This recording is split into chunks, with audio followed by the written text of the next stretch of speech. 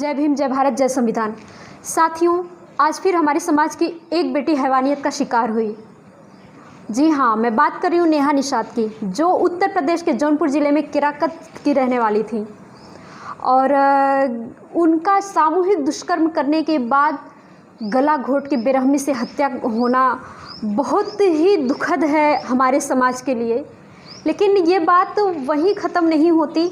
आगे जैसे ही लड़की के पिता को जानकारी होती है घटना की, वह सूचना देता है ग्राम प्रधान को, और ग्राम प्रधान जी आते हैं। इसके बाद उल्टे लड़की के पिता को धमकाने की कोशिश करते हैं। पुलिस प्रशासन की धमकी देते हैं कि आपकी बेटी की हत्या हुई है, आप उल्टे फंस सकते हैं। गले में जो गमछा था, जिस गमछे से उसकी गला घोट की हत्या हुई थी, उस पर आपके फिंगरप्रिंट आ चुके हैं।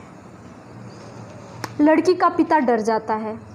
उसे डराया जाता है कि आप अगर ये सूचना पुलिस को देंगे तो पुलिस आपको पकड़ेगी, इसलिए इस सूचना को पुलिस तक ना पहुंचा के आप जल्दी से जल्दी जो है दाह संस्कार कर दीजिए। और प्रधान जी वही मामले को ख़त्म कर देते हैं। हाँ, दाह संस्कार हो गया, पूरा सबूत मिट गया। ये बात यहाँ नहीं ख़त्म होती, बात शुरू होती है, बात पुलिस तक जाती है, पुलिस प्रशासन आती है, एसपी पहुंचते हैं और मुख्य आरोपी विनय पाठक पकड़ा जाता है। एसपी के सामने आता है और पूरा का पूरा जुर्म कबूल करता है। वो के सामने पूरी तरीके से सही जुर्म कबूल करने के बाद विनय पाठक की कोई वीडियो क्लिपिंग नहीं बनती है, नहीं बनने दिया जाता। एसपी नहीं बनने दिया ताकि उसके बयान को बदला जा सके। आपको बताएंगे कि उस नाबालिग बच्ची के परिजनों का क्या कहना है। परिजनों के अनुसार रात में बच्ची सोई थी, अपने 7 साल के भाई के पास सोई थी। आसपास उसके 11 साल के भाई, उसके दादी, सब लोग सोए थे। रात में 2 लोग मुंह बांध के गमछे से आते हैं, लड़की का मुंह बंद करके उठा ले जाते हैं। उतने में 7 साल के भाई की नींद खुल जाती है, लेकिन उसे जान से मारने की धमकी, शोर न मचाने की धमकी दी जाती है कि शोर मचाओगे तुमको भी मार देंगे। और लड़की को उठाकर घर से 200 मीटर की दूरी पर एक सुनसान झाड़ी में ले जाया जाता है। वहाँ पर एक युवक पहले से मौजूद होता है। 2 आए, एक पहले से मौजूद, मिला के 3 हो गए। और तीनों ने उसके साथ बेरहमी से दुष्कर्म करके उसकी गला घोट के हत्या कर दी। घटना की जानकारी जब लड़की के पिता को होती है तो वो गांव के प्रधान को बुलाते हैं। गांव के प्रधान आते हैं और लड़की के पिता को बरगलाते हैं, डराते हैं, धमकाते हैं कि आप ही उल्टे फंस जाएंगे, क्योंकि गमछे पे आपका फिंगरप्रिंट आ चुका है। आपने लड़की के जो मतलब आपकी बच्ची जो है उसका गला रेत के जैसे गमछे से कस के हत्या हुई है, उस पर आपका फिंगरप्रिंट वो आ गया है, आप उल्टे फंस सकते हो, इसलिए आप पुलिस कार्रवाई ना करके जल्दी से जल्दी लाश को जला दीजिए। कितनी अजीब बात है ना, कि इंसाफ भी नहीं मांगने दे रहे हैं। क्या प्रधान का फर्ज नहीं होता कि वो पुलिस कार्रवाई करे? भाई, उनके संरक्षण में उनका गांव है, उनके देख रेख में है उनका गांव, उनको इतनी बड़ी जिम्मेदारी है। प्रधान किसको बचा रहे हैं? एसपी, पुलिस प्रशासन किसको बचा रही है? अगर यही चीज एसपी के लड़की के साथ हो, प्रधान की लड़की के साथ हो, तो क्या ये लोग ऐसा करेंगे? आखिर वो आज हमारे समाज की बेटी है, निषाद समाज की बेटी है, इसलिए ऐसा कर रहे हैं कि उसके पीछे कोई खड़ा होकर आवाज़ उठाने वाला नहीं। उसको आप चाहे जैसे बरगला देंगे, कानूनी धमकी दे देंगे, वो चुप हो जाएगा।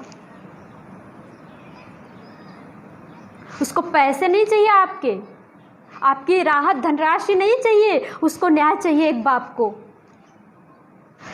सारा बयान देने के बाद मुख्य आरोपी पूरा बयान देता है कि नहीं, मैंने मारा है, मैंने गला कस के मारा है, मैंने सब कहने के बाद पूरा का पूरा उसका बयान बदल दिया जाता है और कहा जाता है कि बच्ची के साथ उसका अफेयर था, बेटी के साथ उसका अफेयर था, 1.5 साल से अफेयर था, तो वो शादी के लिए टॉर्चर कर रही थी तो उसको मार दी। ले भाई, तूने प्यार किया, ठीक है, अगर प्यार किया था तो शादी करना तो लाजमी वो कहेगी। अगर तुम शादी नहीं कर सकते तो उसको अपने बहकावा में क्यों लाए? बहला फुसला के तुम तो अपना काम कर लिए, उसकी जान ले लिए तुम। अगर तुम दोनों का अफेयर था, वो शादी के लिए बोल रही थी, तो इसमें गलत क्या था? अगर तुम शादी नहीं कर सकते, तुम एक ब्राह्मण होके एक निषाद समाज की लड़की से शादी नहीं कर सकते, तो ये लेवल तुमको पहले सोचना चाहिए था ना। 1.5 साल तुम्हारा अफेयर कैसे चला? जवाब दो मुझे। अगर लड़की शादी के लिए कह देगी तो तुम उसका रेप करके हत्या कर दोगे। कल के तुम्हारी बहन बेटी के साथ ऐसा होगा, तुमको कैसा लगेगा? इतना ही नहीं, इसके बाद आते हैं विधायक। वहाँ का कोई सरोज विधायक है, बीजेपी का विधायक आता है और परिजनों को थोड़ा सा उम्मीद हो जाता है, थोड़ी सी उम्मीद हो जाती है परिजनों की कि शायद आए हैं विधायक जी तो कुछ करेंगे। जी बिल्कुल, विधायक जी जाते हैं और देखते हैं हाँ तुम्हारे तो मरे ही है, तुम्हारे तो घर भी नहीं है यार, तुमको जो है आवास नहीं मिला, तुमको आवास मिलना चाहिए। अबे तुम्हारी बेटी के साथ ऐसा हम पूरा बिल्डिंग बनवा के देंगे हम। अस्मिता, तुम्हारी बेटी के साथ अगर ऐसे रेप हो जाए, बलात्कार हो जाए, सामूहिक बलात्कार हो जाए, उसके बाद उसकी हत्या कर दी जाए, हम तुमको पूरी की पूरी बिल्डिंग बना के देंगे। बच्चा लोगे? बिल्डिंग चाहिए या न्याय चाहिए? तू भी तो किसी का बाप होगा, किसी का भाई होगा, किसी का बेटा होगा, बेशरम नालायक। वोट देने के लिए, वोट लेने के लिए तुम लोग तो ऐसे आते हो जैसे लगता है कि बस तुम ही भगवान हो, पूरे मसीहा बन के आ जाते हो। जब नहीं कर सकते, जब तुमसे सत्ता नहीं संभाली जाती तो छोड़ दो ना, काहे कर रहे हो?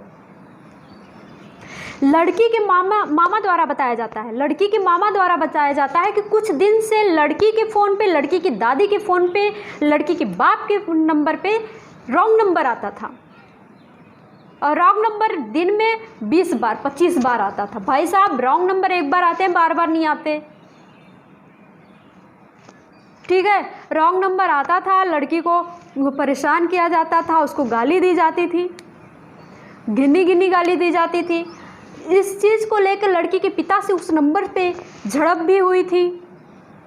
वो नंबर डिस्ट्रीब्यूट किया जाए, उस नंबर की कॉल रिकॉर्डिंग चेक होनी चाहिए। उस 3 नंबर आ रहे थे, तीनों नंबर की कॉल रिकॉर्डिंग चेक होनी चाहिए। कौन है, कहाँ से है, क्या लोकेशन है उसकी, और क्या बात हुई है। अब नहीं होगा तो कब होगा? ये सारी घटना लड़की को रॉन्ग नंबर से परेशान करने के बाद, उसके बाप से गाली गलौज की झड़प होने की बात की है। तो पूरा आशंका कहाँ जा रहा है, पूरा शक कहाँ जा रहा है? रॉन्ग नंबर पे जा रहा है। तो रॉन्ग नंबर तो जिंदा है ना अभी, उसको आप पता करो। मान लो लड़की को तो जला के ख़त्म कर दिए, कहाँ बैठे हैं? उत्तर प्रदेश की सरकार। निषाद समाज की बेटी गई है। राम और निषाद राज का बड़ा संबंध था ना, कहाँ गया संबंध? समाज की बेटी हूँ, इसलिए मैं आवाज़ उठा रही हूँ। मेरी आवाज़ पूरे बहुजनों की आवाज़ है। आप इसकी उच्च स्तर की जांच कराइए। और मुख्य आरोपी तो 3 थे ही। एक मुख्य आरोपी विनय पाठक, उसके अलावा उसके 2 जो साथी थे उनको भी पकड़ा जाए, उनके साथ सख्त से सख्त कार्रवाई करनी चाहिए, उन्हें फांसी होनी चाहिए। और साथ में उस ग्राम प्रधान को भी कड़ी से कड़ी सजा मिलनी चाहिए जिसने सबूत मिटाया, लड़की के बाप को धमकाया, उनके अनभिज्ञ होने का उसका फ़ायदा उठाया। अगर प्रशासन ऐसा नहीं करती है तो हम लोग सड़कों पे उतरेंगे। हम लोगों का आक्रोश बिल्कुल जायज़ है। एक के बाद एक हमारी माताओं बहनों के साथ ही इस तरह से अत्याचार हो रहा है, आखिर कब तक सहेंगे हम लोग? और मैं एक ही बात बार बार कहती हूँ, जब भी मेरे सामने रेप जैसी घटनाएं आती हैं तो सोशल मीडिया पे एक ही चीज़ मैं बार बार चीख के कहती हूँ कि अगर प्रशासन से उसका काम नहीं हो रहा है, वो मुख्य आरोपी को हमारे सामने लाए, हमारे सामने सौंपे, उसको ला के खड़ा करें। हम समझते हैं कि हमको क्या करना है, हम उसको सजा देंगे, हम न्याय देंगे।